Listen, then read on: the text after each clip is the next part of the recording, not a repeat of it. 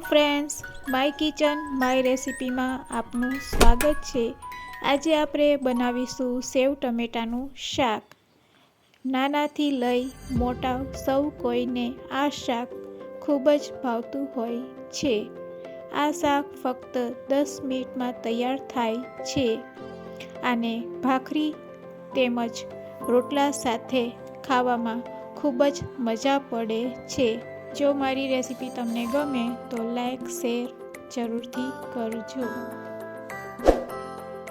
તો ચાલો આપણે આપણી આજની રેસિપી શરૂ કરીશું। તો સેવ ટમેટાનું શાક બનાવવા માટે સૌપ્રથમ આપણે ફ્રેશ એવા ટમેટા લઈ તેને પાણીથી ધોઈ લેશું। હવે આ ટમેટામાંથી આપણે તેનું શાક બનાવીશું। તો ટમેટાનું શાક બનાવવા માટે આપણે આમાંથી 2 ટમેટાની પ્યુરી બનાવશું। તો મિક્સી જારમાં આપણે 2 ટમેટાને ગ્રાઇન્ડ કરી લેશું। બાકીના ટમેટાના નાના નાના પીસીસ કરી લેશું।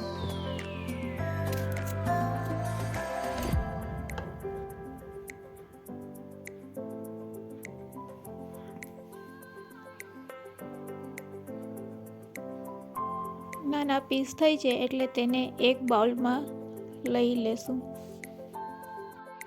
હવે ગેસની ફ્લેમ ચાલુ કરીને એક પેનમાં લગભગ 4 ટેબલ સ્પૂન તેલ લેશું। અહીંયા શાક બનાવવા માટે તેલ થોડું વધારે હોય તો સારું લાગે છે। તો હવે તેલ ગરમ થઈ જાય એટલે તેમાં રાઈ, જીરું અને હિંગ ઉમેરીશું। રાઈ અને જીરું સારી રીતે ફૂટી જાય એટલે તેમાં લીમડાના પાન એડ કરીશું। હવે તેમાં ટમેટો પ્યુરી એડ કરીશું અને સારી રીતે મિક્સ કરી લેશું। આ રીતે ચમચા વડે તેને સારી રીતે હલાવવાનું। હવે એમાં આપણે આદુ લસણની પેસ્ટ એડ કરીશું અને સારી રીતે મિક્સ કરી લેશું। હવે તેમાં 1/2 ચમચી લાલ મરચું પાવડર, અડધી ચમચી ધાણા જીરું પાવડર અને થોડું હળદર એડ કરીશું। બધા મસાલાને ગ્રેવી સાથે સારી રીતે મિક્સ કરી લેશું। સ્વાદ અનુસાર મીઠું એડ કરીશું।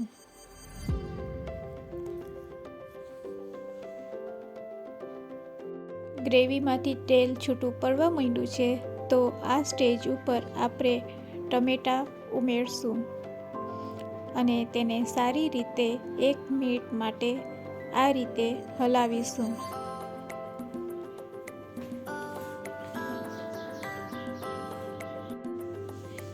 તો 1 મિનિટ થઈ ગઈ છે। હવે આપણે તેમાં પાણી એડ કરીશું। તો 2 મિનિટ તેને ચડવા દેશું અને પાણીમાં બબલ્સ આવે એટલે તેમાં સેવ એડ કરી દેશું। તો તેલે છૂટું પડી ગયું છે। હવે ગેસની ફ્લેમને બંધ કરી અને તેમાં આપણે સેવ એડ કરીશું।